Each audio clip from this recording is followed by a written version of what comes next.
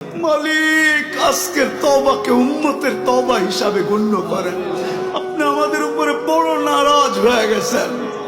নাইলে অতীত তাকাইলে দেখি মালিক একজন হাত তুলতে দেরি, একজন চিৎকার দিতে দেরি, একজন আপনাকে অনুরোধ করতে দেরি, একজন বলতে দেরি, আকাশ থেকে সাহায্য আসতে দেরি হয় নাই, আপনার বাহিনী জাপায়া পড়তে দেরি করে নাই। আজকে তো বৎসরের পর বৎসর পার হয়ে যাইতেছে, চোখের পানি শুকায় যাইতেছে, ও মালিক কোন বিজয়ের চিহ্ন দেখি না।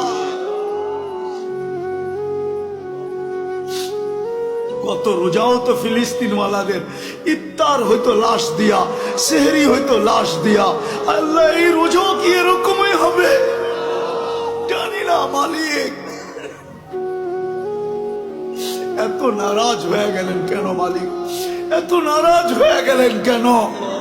বেশক আমরা শাস্তির যোগ্য, অস্বীকার করি না, কিন্তু আপনি শাস্তি দেন না। আপনার হাবিবের দুশ্মন, আপনার দুশ্মন, আমাদের দুশ্মন, ইসলামের দুশ্মন, কোরআনের দুশ্মন, হাদিসের দুশ্মন, সমস্ত কিছুর দুশ্মন, এদের মাধ্যমে আমাদেরকে পিটা খাওয়ান কেন মালিক? কেন মার খাওয়ান? কেন ওদের হাতে আমাদেরকে বেইজ্জত করেন? কেন আমাদের মা বোনদেরকে বেইজ্জত করান?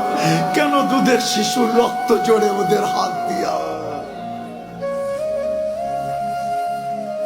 আপনি কি আমাদেরকে ছেড়েই দিলেন? আমরা যাব তো যাব কোথায়? আমরা তো এই কথায় বিশ্বাসী, লা মালজা ওয়ালা মানজা, লা মালজা ওয়ালা মানজা মিনকা ইল্লা ইলাইক।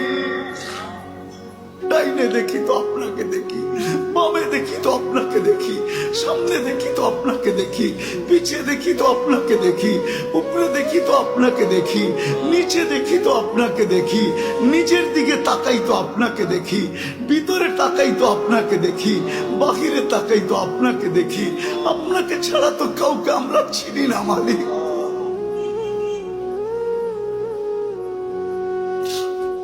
আজকে এই আলেমদের হাত খালি ফেরত দিয়েন না। আমারটা দিয়া দেন, কোনো আপত্তি নাই, কিন্তু আমার ডাইনে বামের আলেমদের হাত খালি ফেরত দিয়েন না। ইমাম খতিবদের হাত খালি হাতে ফেরত দিয়েন না। তুলাবাদের হাত খালি ফেরত দিয়েন না। তুলাবারা বসে আছে সামনে মালিক, যাদের পায়ের নিচে ফেরেশতারা পনের গালি চাবি।